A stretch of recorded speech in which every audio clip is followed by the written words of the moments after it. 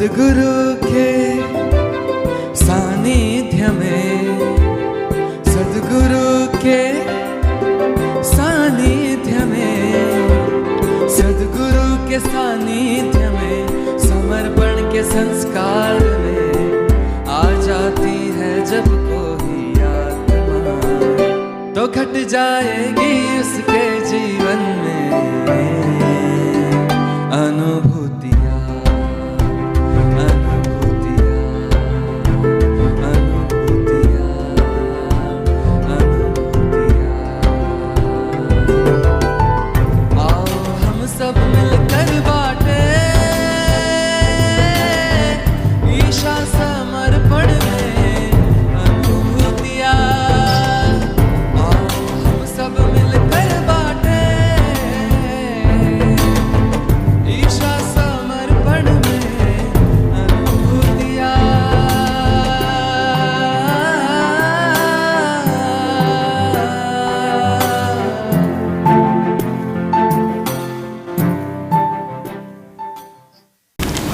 ना भूत में ना भविष्य में, रहो तुम वर्तमान में, सौंप दो सब कुछ अपने गुरु को, रोज जाओ तुम ध्यान में। नमस्कार, मैं हूँ गिरिराज शर्मा और आप देख रहे हैं ईशा समर्पण पर अनुभूति सेशन। दोस्तों, आज के अनुभूति सेशन के प्रोग्राम में हमारे साथ एक ऐसे साधक मौजूद हैं जिन्हें एक बहुत ही अद्भुत अनुभूति हुई है। अब आप सोच रहे होंगे कि अनुभूतियाँ तो रोज ही आती है, फिर आज गिरिराज भाई सामने आए, इसका क्या कारण? तो बताता हूँ दोस्तों, इसका एक ही कारण है, क्योंकि उन साधक की अनुभूति शूट करते हुए मुझे एक अनुभूति हुई, इसके लिए मुझे आपके सामने आना पड़ा। तो हुआ यूँ, जैसा कि आप सभी जानते हैं कि मुझे 2020 के अनुष्ठान में गुरु कृपा में अनुभूति शूटिंग के माध्यम से 45 दिन अनुष्ठान में रहने का मौका मिला। उसी अनुष्ठान के दरमियान जब साधकों से बातचीत हुई, मिलना जुलना हुआ, तो किसी साधक ने मुझे बताया कि एक सूरत का एक साधक था जिसे पिछले अनुष्ठान में यानी कि 2019 के अनुष्ठान में एक बहुत ही अलौकिक अनुभूति हुई थी और उनकी अनुभूति आप शूट कीजिए। तब मैंने उनको ढूंढना शुरू किया, कहीं मिल नहीं रहे थे। तो एक दिन गुरु शक्तिधाम के बाहर ही हम लोग शूटिंग करते थे। वहाँ गुरु शक्तिधाम के बाहर जब शूटिंग कर रहे थे तो अचानक ही वो साधक वहाँ आए और मैंने उनको बोला कि आपकी अपनी अनुभूति बताइए, जो कि सभी सुनना चाहते हैं और बहुत ही अलौकिक अनुभूति है आपकी। तो उन्होंने मुझे क्या बताया कि मेरी अनुभूति मैं बता नहीं सकता, मैं हिंदी तो बिल्कुल ही मैं बोल नहीं सकता, लेकिन गुजराती भी मुझे बोलना नहीं आता। जब मेरे को पिछले साल अनुभूति हुई थी तब भी मैंने राम काका को लिख कर के दी थी और उन्होंने अनुभूति सेशन का जो प्रोग्राम होता है उसमें उन्होंने पढ़ के सुनाई थी। तो मैं बोल नहीं सकता। फिर साथ में कुछ और दूसरे साधक भी थे, तो उन्होंने कहा कि आप तो बस गुरुदेव का नाम लेकर के बैठ जाइए, गुरुदेव बुलवा लेंगे। तो जैसे तैसे सब लोगों ने कहा तो उन्हें बिठा दिया। जैसे कुर्सी पे बैठे और माइक लगाया और शूटिंग चालू की, तो उन्होंने बोले कि मैं गुजराती में बोलूँगा। तो गुजराती में उन्होंने बोला, करीब 1-1.5 मिनट में ही उन्होंने अपनी पूरी अनुभूति बोल दी और फटाक से माइक निकाल के और चलते बने और बस बोले मेरे से अब नहीं बुलाएगा और चले गए। वो पता नहीं कहाँ गए।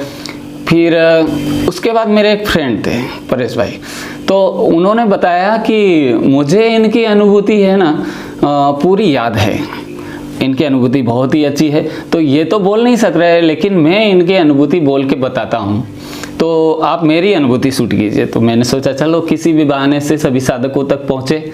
तो मैंने उनको बिठाया और कैमरा चालू करने ही वाला था, इतने में वो साधक फिर से आए जिनका नाम दिलीप भाई सिरोया है, सूरत से हैं, अभी उनसे मुलाकात करवाएंगे आपकी।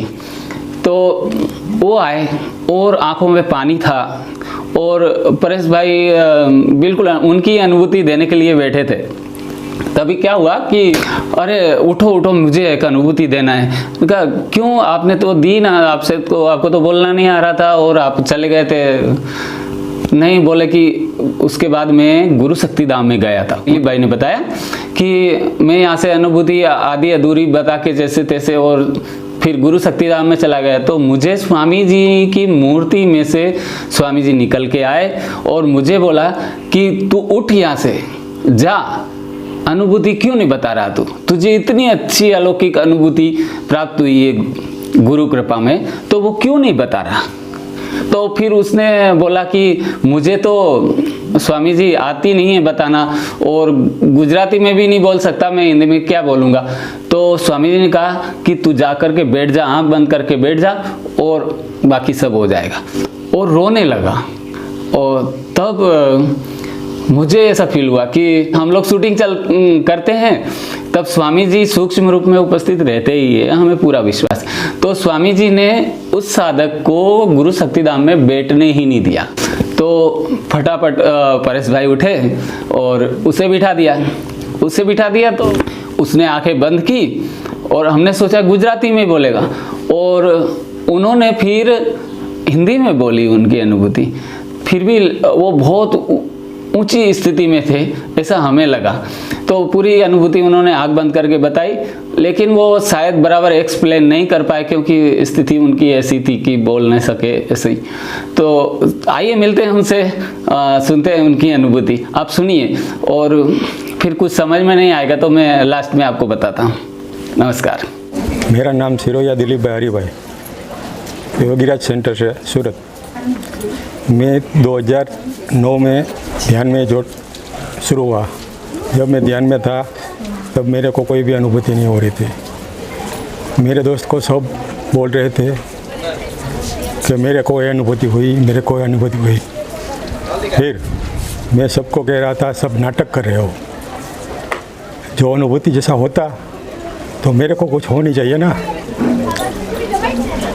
फिर मैंने 45 दिन अनुष्ठान करने का संकल्प किया। जब मैं 45 दिन अनुष्ठान में आया तो गौशाला में था। हम लोग का सबका क्रम था सुबह 4 बजे उठ के ध्यान में बैठ जाने का। गौशाला में हम ध्यान कर रहे थे, कभी कभार ध्यान खंड में जाते थे, बाकी गौशाला में ध्यान करते थे। एक दिन मेरे को ऐसी अनुभूति हुई, जब मैं ध्यान में बैठा था तो एकदम से मेरी आत्मा मेरे शस्त्र से बाहर निकल गई और शरीर से ऊपर देखने लगी थी। मेरा शरीर ऐसे ही पड़ा था। जब मैं 2-5 मिनट से ऐसा देख रहा, फिर मेरे को कुछ पता नहीं था, मैं तो शरीर में ऐसे ही पड़ा रहा था। ऊपर से आत्मा सब देख रही थी और आत्मा पंडाल में घूमने लगी थी। जब स्वामी जी का जो ध्यान खंड था, वहाँ स्वामी जी एक मूर्ति में प्राण प्रतिष्ठा कर रहे थे। वहाँ 15-20 फुट का एक पतरा लगा हुआ था। सब पतरा के ऊपर से अंदर आत्मा चली गई और स्वामी जी एकदम दिगंबर अवस्था में प्राण प्रतिष्ठा मूर्ति में कर रहे थे। मूर्ति में से जो मुख में से जो स्वामी जी मंत्रोच्चार कर रहे थे वो मूर्ति में जा रहे थे और उसके ऊपर उसके 11 गुरु का जो एक शास्त्र पर उसका शास्त्र पर ध्वज पड़ रहा था। वो सब मेरी आत्मा देख रही थी। लगभग आधा घंटा पौने घंटे जैसा मेरी आत्मा ने सब देखा होगा। ये तो मेरा अंदाज़ा था। अभी जब मैं ध्यान में से निकला, वहाँ आया, सब देखा तो स्वामी जी के शस्त्र पर वो ध्वज पड़ रहा था और स्वामी जी के शस्त्र पर तो मुख में से मूर्ति में जा रहा था और मूर्ति में से वापस उसके नाभि में ऐसा ही ध्वज आ रहा था। ये सब मैंने बहुत करीब से देखा ऐसा आत्मा ने। जब ये सब देख के मैं गौशाला में मेरी आत्मा चली आई वापस, तब मेरे आत्मा मेरे शरीर के अंदर प्रवेशी तो ऐसे में झिझक गया, हिल गया। फिर बाद में देखा तो पूरे 1 घंटे के ऊपर चला गया था। फिर भी मैं मानने को तैयार नहीं था। फिर मेरे मित्र ने मेरे को बताया, मन के वही अनुभूति होती है। मैं कि तो ऐसा होता ही नहीं है। फिर स्वामी जी जब बाहर आए 45 दिन अनुष्ठान में, तो पहले ही वो झिझक किया कि मैं मूर्ति में प्राण प्रतिष्ठा कर रहा था और वो मूर्ति कोई विदेश में सिंगापुर जैसा नाम दिया, वहाँ जाने वाली थी। दैवावसन।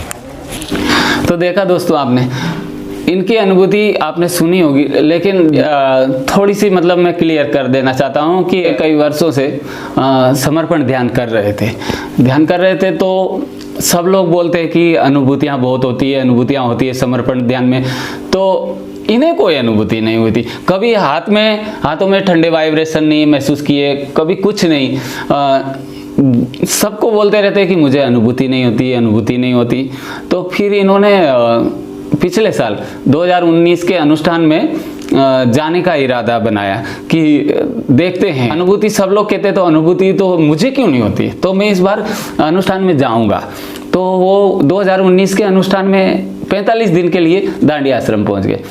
तब क्या हुआ, दांडी आश्रम में उनकी ड्यूटी गौशाला में आई, तो बराबर ध्यान करने में वो कभी जा पाते कभी नहीं जा पाते। तो सुबह 4 बजे गहन ध्यान का टाइम रहता है, तो गौशाला में ही काम कर रहे थे, तो उस टाइम पे वो वहीं पे ध्यान में बैठ जाया करते। तो एक दिन क्या हुआ कि सुबह 4:30 बजे जब गहन ध्यान चल रहा था तो वो गौशाला में ही ध्यान में बैठ गए। तो अचानक, उनको तो कुछ पता ही नहीं था, अचानक उनका ध्यान लग गया और सहस्त्रार से वो उनकी आत्मा ऊपर निकल गई और कहाँ पहुँची, जहाँ स्वामी जी लाइव प्रक्रिया चलती है मूर्ति की, कि स्वामी जी प्राण प्रतिष्ठा करते हैं वो सब। तो उसने क्या देखा, वहाँ कुटीर में पहुँच गए, स्वामी जी की कुटीर में पहुँच गए। तो वहाँ उन्होंने क्या देखा कि स्वामी जी बीच में बैठे हैं, बिल्कुल दिगंबर अवस्था में बैठे हैं, और उनके गुरु 11 गुरु चारों तरफ खड़े हैं, वो भी दिगंबर अवस्था में। और ऐसे करके सब गुरु चारों तरफ से उनके हाथों में से किरणें, प्रकाश पुंज निकल रहे हैं सब गुरुओं के, और स्वामी जी के सहस्त्रार पे वो प्रकाश पुंज का दोहत पड़ रहा है। और फिर स्वामी जी की नाभि में से एक प्रकाश पुंज निकल के मूर्ति की तरफ जाता है, मूर्ति में प्रवेश कर रहा है। तो मूर्ति एकदम चमकती हुई, और ऐसा देखा मूर्ति में से फिर रिटर्न आते हुए स्वामी जी के, ऐसे मतलब एक चक्र सा उन्होंने देखा। और ये दृश्य उन्होंने करीब आधा पौन घंटे देखा।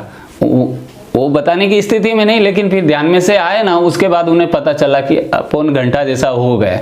तो ऐसी अनुभूति, जबरदस्त अनुभूति उनको स्वामी जी ने करवाई। और वो अनुभूति, वो जब उनको हुई अनुभूति, तो वो कई दिनों तक तो बोल नहीं पाए, तब उनको सारा ज्ञान हो गया और अंतर्मुखी हो गए। बहुत ही अच्छी स्थिति में अच्छे पहुंचे हुए साधक है। बस इस तरह की कुछ अनुभूति थी उनकी। नमस्कार।